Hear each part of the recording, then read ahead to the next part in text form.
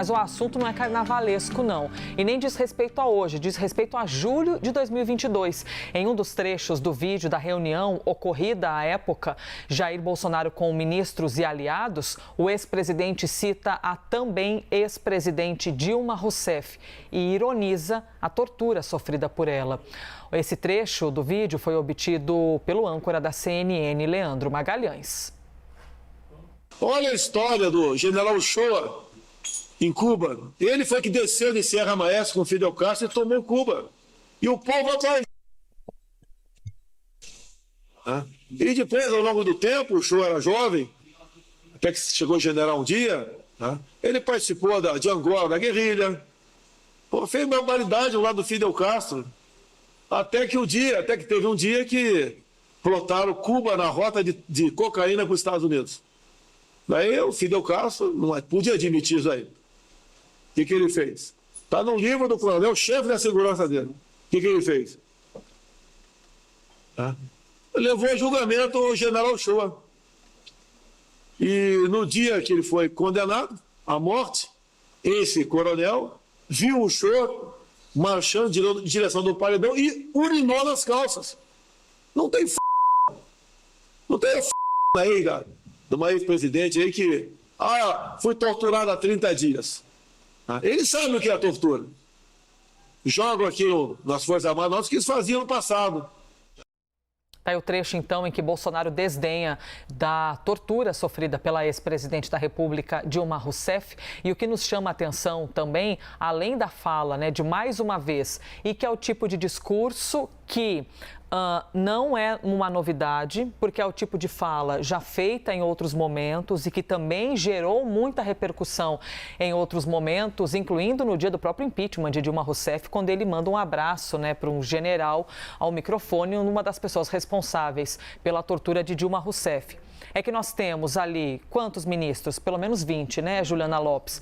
E também o silêncio de todos eles ouvindo essa fala de Jair Bolsonaro. Me parece que é uma fala do ex-presidente para tentar ativar ali aquela questão dos militares com a ditadura, reavivar esse momento do Brasil. Mas é uma fala que realmente diz respeito ao que o presidente sempre pregou e é, inclusive, muito triste a gente lembrar de uma tortura dessa forma. Isso não tem discussão.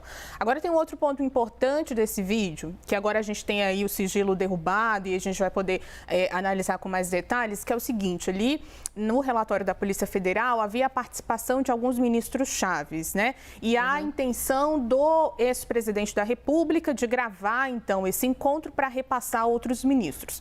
Mas o que a gente vê nessas imagens que a gente acabou de mostrar é que tinha uma reunião muito ampla ali, Tinha uma quantidade bastante significativa de ministros.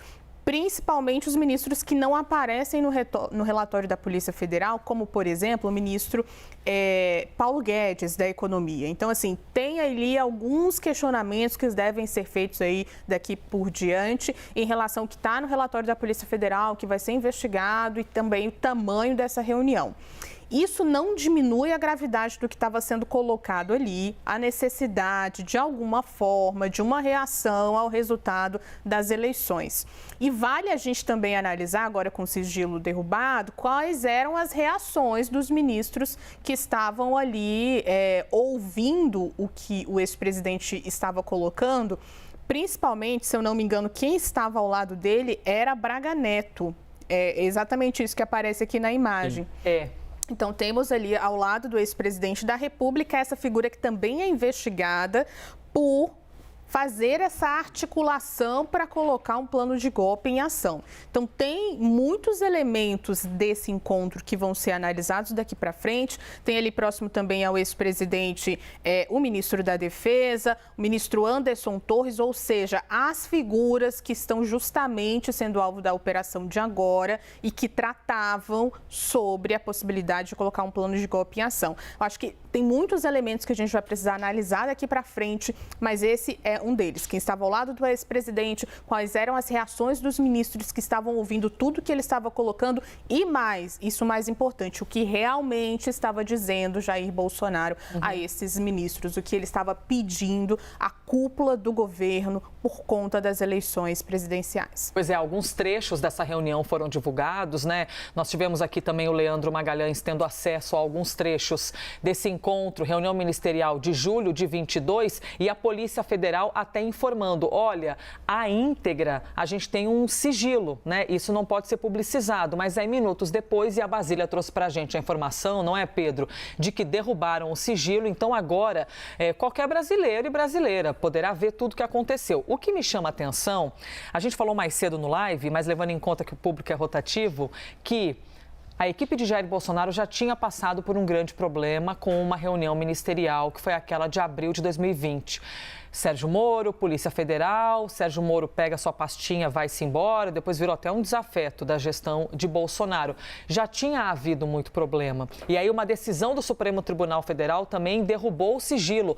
Lembram-se que a imprensa insistia no cercadinho e Bolsonaro dizendo, não, a gente não vai mostrar, tem muitas coisas, a gente não pode expor todo mundo. Aí veio, se eu não me engano, o Edson Fachin e derrubou o sigilo. Segredos que não podiam ser colocados para o mundo, né? Porque eram segredos da segurança institucional do Brasil. Porque tinha muito palavrão e tudo mais. E agora, eis que nós estamos vivenciando, né, Pedro? Uma segunda reunião e que agora virou até caso da Polícia Federal com investigação. Você lembra que o Bolsonaro até tentou nomear o Alexandre Ramagem para ser chefe da Polícia Federal, e a discussão era essa, né? Não, porque eu preciso ter alguém da minha confiança, um presidente da República precisa ter acesso à informação.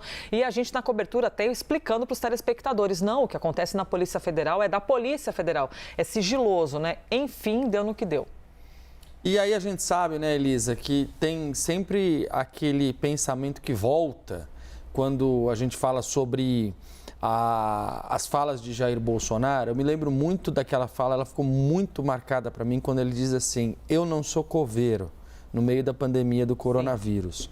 As mortes aumentando e ele diz isso em público. E ali um comentário que se fazia era, se ele diz isso em público, imagina o que ele não diz reservadamente. E agora nós estamos começando a perceber, com a divulgação dos vídeos, as coisas que o Bolsonaro falou em ambientes reservados, né, Elisa?